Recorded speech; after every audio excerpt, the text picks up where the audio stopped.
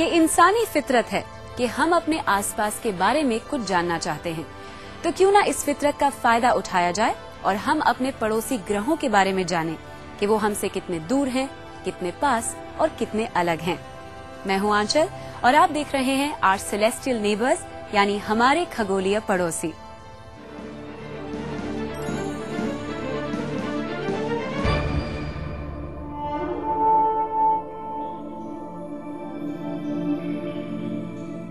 हम पृथ्वी के मुकाबले सूरज से 20 गुने ज्यादा दूर हैं और यहाँ सूरज ने मोमबत्ती की धुंधली रोशनी की तरह युगों से इस अजनबी भूखंड को हर दिन रोशन कर रखा है। इस हवा शून्य धरातल पर अंतरिक्ष की चट्टानों के छोटे बड़े प्रभाव ने इस भूखंड को भेदभाव रहित ढंग से भर रखा है और यहाँ एक अनसुलझे रहस्य का दृश्य नजर आता है। जमे हुए बर्फीले टायरों की रेखाओं के अवशेष। पीला नीला यूरेनस ग्रह क्षितिज पर सदाबहार सितारों जड़े आसमान की पृष्ठभूमि पर लटका रहता है। मिरांडा उपग्रह विराट कॉस्मिक पहेली का दृश्य पेश करता है। इसके भूतल पर चट्टानों के विभिन्न टुकड़ों का गथा हुआ संगम है जो आपस में अनियमित रूप से चिपका हुआ है। यह तीसरे विशालतम ग्रह यूरेनस का 5वां विशालतम उपग्रह है। यूरेनस ग्रह अपने सभी उपग्रहों और वलयों के साथ हमारे सौर मंडल से काफी दूर घूमता रहता है। यूरेनस सूरज का 7वां ग्रह है, जबकि पृथ्वी तीसरा ग्रह है। यूरेनस सूरज के इर्द गिर्द एक चक्कर पूरा करने में 84 पृथ्वी वर्ष से ज्यादा वक्त लेता है। 9 प्रमुख वलयों की कतार यूरेनस को वलयों का दूसरा स्वामी होने का दर्जा देती है। ये वलय हैं एप्सिलॉन, डेल्टा, गामा, एटा, बेटा, अल्फा, 4, 5 और 6।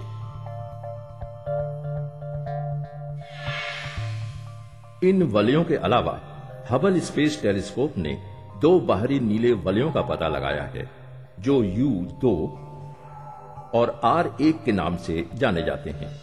वॉयेजर 2 जनवरी 1986 में यूरेनस के ऊपर से उड़ते हुए गुजर गया और उसे पता चला कि ये वलय 10 मीटर के आकार में चट्टानों और धूल से बने हैं। यूरेनस इस नजरिए से सबसे अलग है क्योंकि वह 98 डिग्री अपने कक्ष में झुका हुआ है। यूरेनस की धुरी चूंकि बेहद झुकी हुई है, ये वलय शनि जैसे अन्य गैस दानव ग्रहों के वलयों के मुकाबले प्रायः 90 डिग्री झुका हुआ है। यूरेनस का एक अनोखा चुंबकीय क्षेत्र है। सौर मंडल के अधिकांश चुंबकीय क्षेत्र अपने अपने ग्रहों के ज्यामितीय केंद्रों में जन्म लेते हैं, लेकिन यूरेनस का चुंबकीय क्षेत्र परिक्रमण की धुरी से प्रायः 60 डिग्री की दूरी पर स्थित है। यह तीसरा विशालतम गैस दानव 83% हाइड्रोजन, 15% हीलियम और 2% मीथेन, एसिटिलीन और अन्य हाइड्रोकार्बन से निर्मित है। मीथेन ऊपरी सिरे का वायुमंडल है जो लाल रोशनी सोख लेता है और यूरेनस को अपना नीला हरा रंग प्रदान करता है। यूरेनस की गहराई में शायद सिलिकेट का चट्टानी गर्भ मौजूद है। पानी, बर्फ, मीथेन और अमोनिया का एक भीतरी आवरण इसके गर्भ को घेरे हुए है। यह आवरण आगे चलकर हाइड्रोजन, हीलियम और अन्य गैसों से घिरा हुआ है। रोबोटिक अंतरिक्ष यान वॉयेजर 2 सन 1986 की जनवरी में यूरेनियन मंडल के ऊपर से गुजरा। इससे पहले तक यूरेनस के भूखंडों की खूबियां बिल्कुल अनजानी थीं। अपने विषुवत वृत्त के समतल पर यूरेनस ने अपने 5 विशालतम सैटेलाइट्स को कैद कर रखा है। ओबेरॉन, टाइटेनिया, एरियल, अम्ब्रियल और मिरांडा। ओबेरॉन सबसे दूर और यूरेनस का दूसरा विशालतम उपग्रह है। ओबेरॉन के भूखंड का कम से कम 50% हिस्सा बर्फीला है, बाकी महज चट्टाने हैं और ज्वालामुखी गह्वरों से भरी हुई हैं। वॉयेजर में लगे कैमरों ने कम से कम एक विशाल पर्वत का लक्ष्य साधा जो ओबेरॉन के धरातल से 6 किलोमीटर के ऊपर सिर उठाए हुए है। टाइटेनिया यूरेनस के प्रमुख उपग्रहों का सबसे विशाल उपग्रह है। वॉयेजर के कैमरे से ली गई तस्वीरें बताती हैं कि इस 1610 किलोमीटर में लंबी सी प्रमुख फास्ट वैली यानी उपत्यका और एक विशाल बेसिन भी मौजूद है। यहाँ किसी जमाने में भारी आघात रूपी क्रियाकलाप जारी था। वॉयेजर 2 ने यूरेनस के उपग्रह एरियल के ऊपर से उड़ान भरी तो एक बेहद प्रमुख सवाल उठा, एरियल की विस्तृत उपत्यका की आखिर सृष्टि कैसे हुई। खगोल शास्त्रियों का अंदाजा है कि ये उपत्यकाएं उपग्रह में आए भूकंपों की वजह से निर्मित हुई होंगी, जो यूरेनस द्वारा पैदा हुई प्राचीन ज्वार की हलचल से उत्पन्न हुई होंगी। एरियल के उबड़ खाबड़ मैदानों पर ज्वालामुखी विवरों का गहन अध्ययन यह बताता है कि इनमें से अधिकांश टाइटेनिया, ओबेरॉन और एम्ब्रियल उपग्रहों पर मौजूद बहुत से ज्वालामुखी विवरों से छोटे हैं।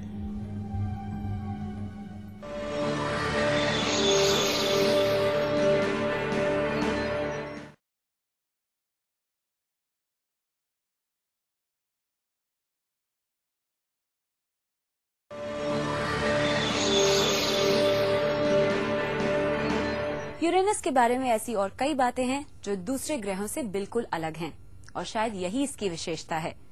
यूरेनस अपने अक्ष पर 98 डिग्रीज पर झुका रहता है और यहाँ पर मौसम बदलता है 42 साल बाद, यानी अगली गर्मी 42 साल बाद।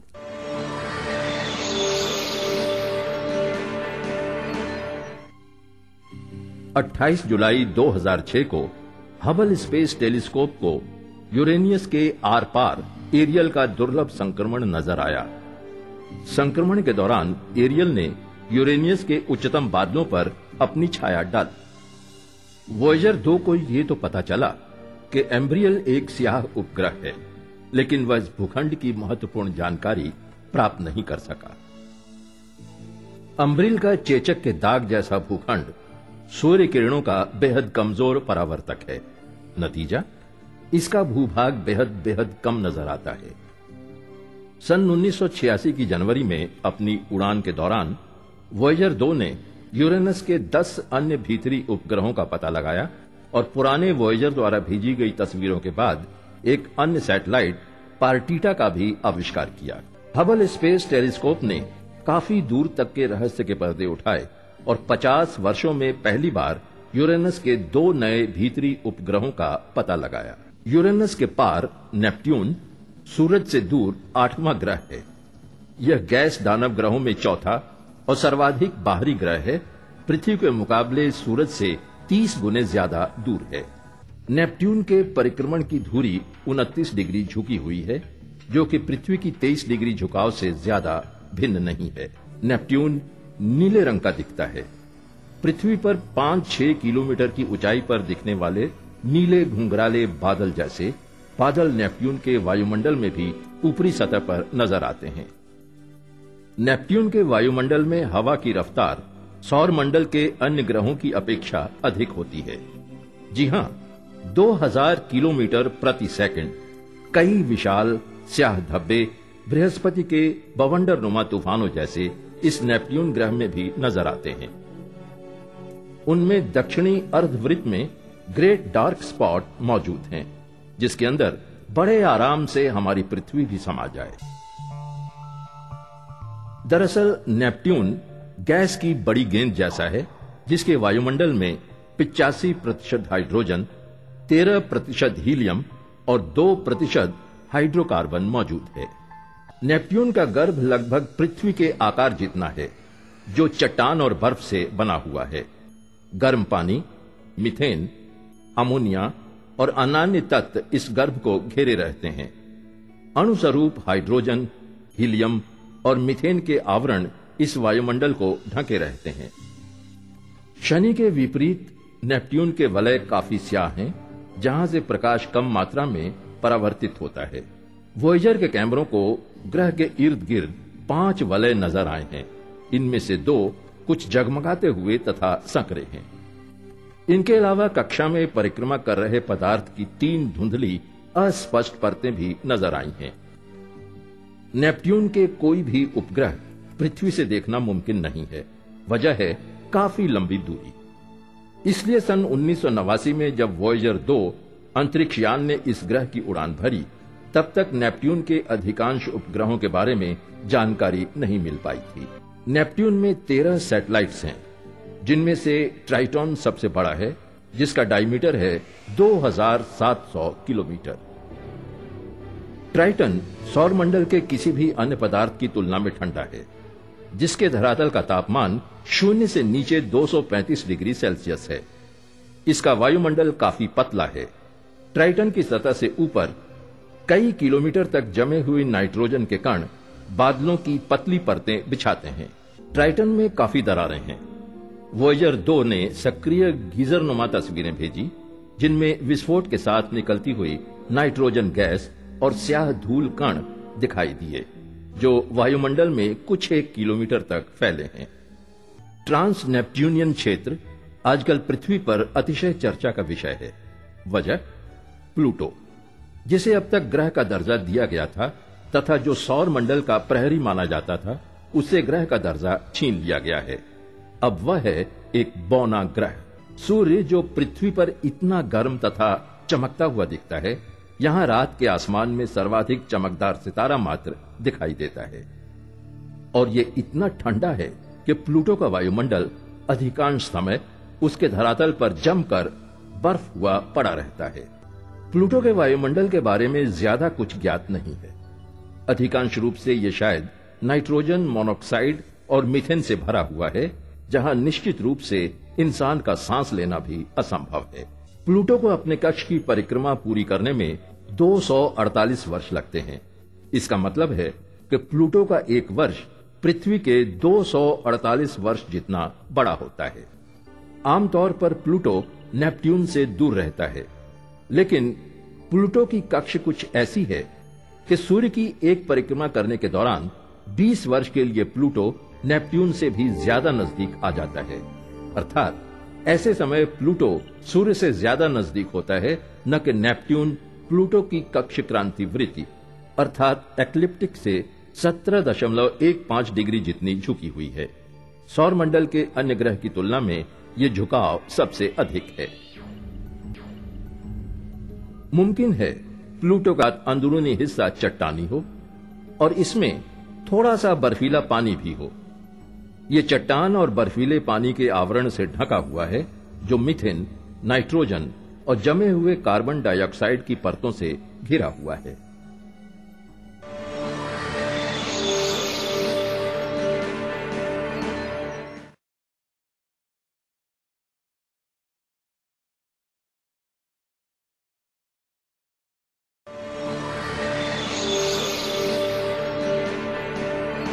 शुक्र और यूरेनस ग्रहों में एक समानता है, और वो ये है कि ये दोनों ही अपने अक्ष पर उल्टी दिशा में घूमते हैं।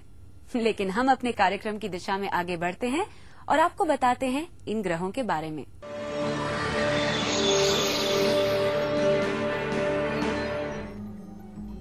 प्लूटो सूरज से लगभग 4.8 बिलियन किलोमीटर दूर स्थित है और कीपर बेल्ट प्लूटो में मौजूद है और वहां अकेला नहीं है।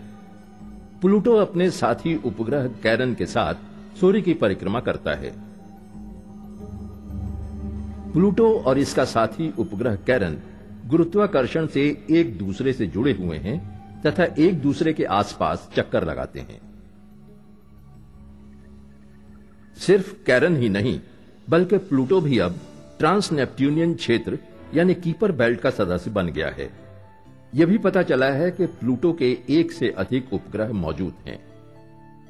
कैरन के अलावा प्लूटो के अन्य 2 उपग्रह हैं, निक्स और हाइड्रा।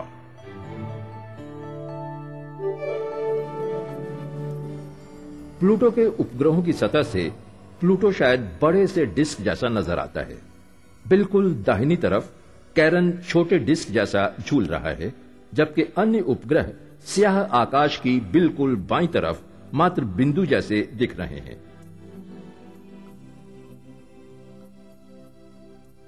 प्लूटो अन्य ट्रांस नेपट्यूनियन क्षेत्र के पदार्थ जैसे कि धूमकेतु या पुच्छल तारों की आम खूबियों से समृद्ध हैं। सोलर विंड प्लूटो की सतह को धीरे धीरे अंतरिक्ष में बहा ले जा रहा है। अगर हम प्लूटो को सूरज के नजदीक से लाएं तो इसकी भी धूमकेतु की तरह पूंछ निकल आएगी।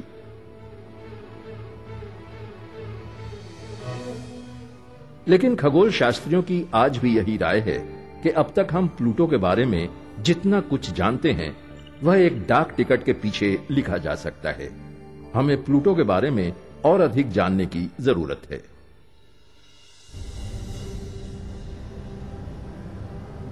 सन 2006 की जनवरी में अंतरिक्ष यान न्यू हॉरिजन्स एटलस 5 रॉकेट द्वारा लॉन्च किया गया, जिसे मिशन प्लूटो का जिम्मा सौंपा गया है। न्यू हॉरिजन्स फ्लोरिडा के Cape Canaveral Air Force Station से लॉन्च किया गया और फिर यह यान 10 वर्षीय 4.8 बिलियन किलोमीटर के सफर पर प्लूटो के रास्ते आगे बढ़ रहा है।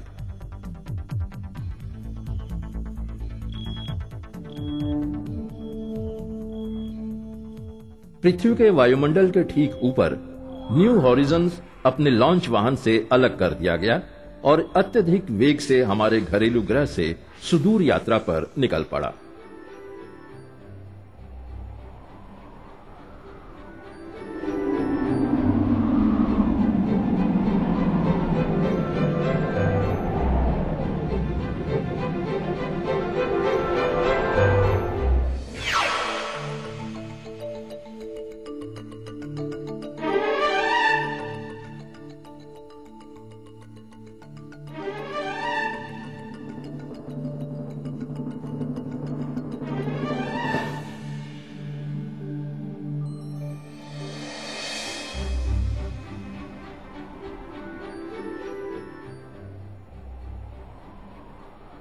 पृथ्वी से प्रक्षेपित होने के बाद न्यू हॉरिजन्स अंतरिक्ष में एक विशेष पथ से गुजरकर प्लूटो की ओर आगे बढ़ेगा।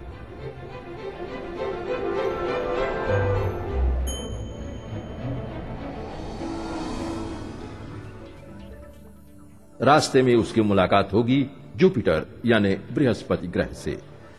शक्तिशाली गुरुत्वाकर्षण के खिंचाव से उसकी रफ्तार और भी बढ़ जाएगी, लगभग 15,000 किलोमीटर प्रति घंटे। बृहस्पति द्वारा इस मदद के कारण न्यू हॉरिजन्स यान का यात्रा समय 3 वर्ष जितना बच जाएगा और इस तरह लगभग 10 वर्ष में ही ये अपनी मंजिल तक पहुंच जाएगा। जब न्यू हॉरिजन्स का अपनी मंजिल प्लूटो पर आगमन होगा तब उसकी सभी यांत्रिक प्रणालियां सक्रिय हो उठेंगी और इस बौने ग्रह की जानकारियां इकट्ठी करना शुरू कर देंगी।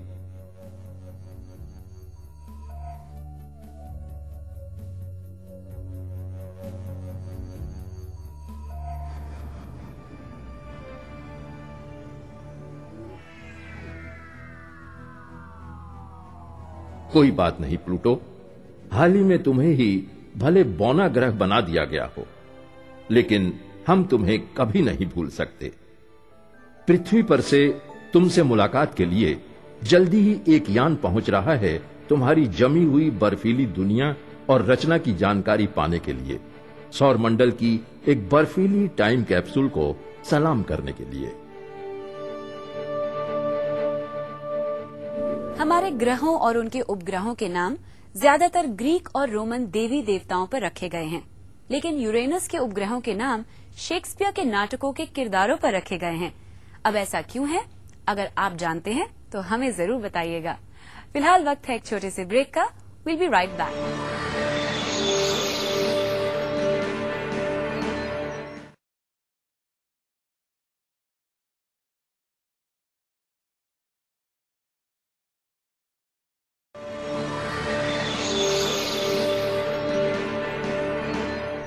यूरेनस और प्लूटो की खोज खगोल शास्त्रियों ने टेलीस्कोप द्वारा की, लेकिन नेपच्यून एक ऐसा ग्रह है जिसके लिए खगोल शास्त्रियों ने कागज पर गणित लगाया और नेपच्यून का पता चल गया। फिलहाल वक्त है हमारे अगले सेगमेंट द लिविंग अर्थ का।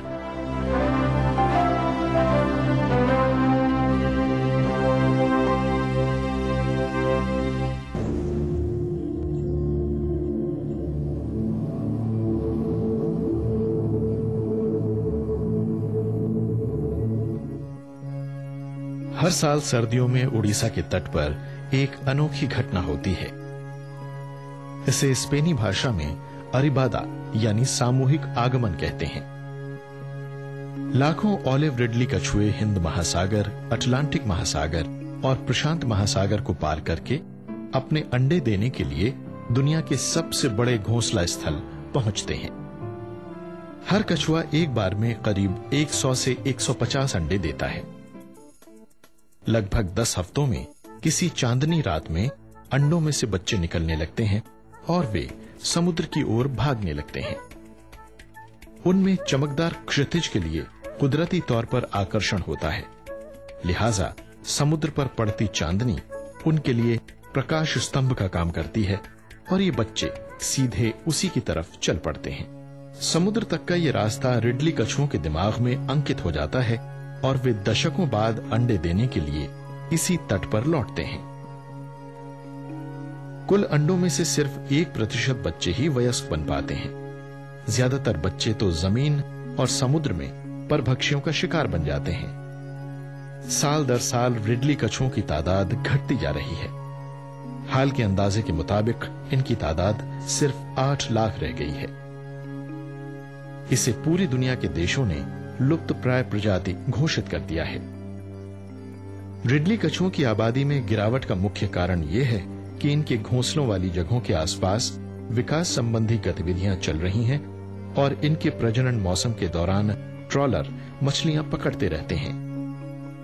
तट के नजदीक लगाए गए उद्योग धंधों की चमकदार रोशनियों से भी खतरा पैदा हो रहा है। इससे कछुए के बच्चे भ्रमित होकर समुद्र से उल्टी दिशा में रोशनी की तरफ चल पड़ते हैं। इस तरह या तो वे परभक्षियों का शिकार बन जाते हैं या घास और रेत में फंसकर थकान से मर जाते हैं। गैर सरकारी संगठन और स्वयंसेवक पूरी दुनिया में उन महत्वपूर्ण जगहों को बचाने की कोशिश कर रहे हैं जहां ऑलिव रिडली कछुए अपने घोंसले बनाते हैं। ऑलिव रिडली कछुए एक अंतर्राष्ट्रीय विरासत हैं और साथ ही समुद्री पर्यावरण प्रणाली को साफ रखने वाले कुदरती सफाई कर्मी भी। आज के एपिसोड में हमने आपको जो दिखाया, अब वक्त है ये जानने का कि आपने उसे कितना समझा। हम आपसे पूछेंगे एक सवाल, सही जवाब भेजने वालों को मिलेंगे एक्साइटिंग गिफ्ट्स। लेकिन पहले देखते हैं पिछले हफ्ते के सवाल का सही जवाब। कॉन्टेस्ट नंबर 7 में पूछे गए प्रश्न का सही जवाब है और इसका सही उत्तर भेजने वाले 5 विजेताओं के नाम हैं रविंद्र तलवड़े महाराष्ट्र से, विश्वजीत दास उड़ीसा से, शरॉन फ्रेडरिक कर्नाटक से, आकांक्षा रंजन बिहार से और निधि डागर नई दिल्ली से। इनके अलावा 10 और विजेताओं को सांत्वना पुरस्कार भेजे जा रहे हैं। हमारा आज का सवाल है, नेपच्यून का सबसे बड़ा उपग्रह कौन सा है? ए ट्राइटॉन, बी थलासा या सी डेस्पीना? इसका जवाब हमें 10 दिन के अंदर इस पते पर मिल जाना चाहिए। विज्ञान प्रसार C24, कुतुब इंस्टीट्यूशनल एरिया, नई दिल्ली 110016। आप हमें ईमेल भी कर सकते हैं। हमारा ईमेल आईडी है contest@vigyanprasar.gov.in। यदि आपके पास कोई सुझाव है तो आप हमारे पते पर जरूर भेजिए या ईमेल कर सकते हैं info@vigyanprasar.gov.in पर। जाने से पहले एक छोटी सी जानकारी। सूर्य की रोशनी को प्लूटो तक पहुंचने में 6 घंटे लगते हैं। इसी जानकारी के साथ अब हम आपसे लेते हैं विदा, इस वादे के साथ कि अगले एपिसोड में हम फिर बनेंगे आपके हमसफर। तब तक के लिए नमस्कार। अपने अगले अंक में हम आपको ले चलेंगे धूमकेतु के विचित्र सफर पर।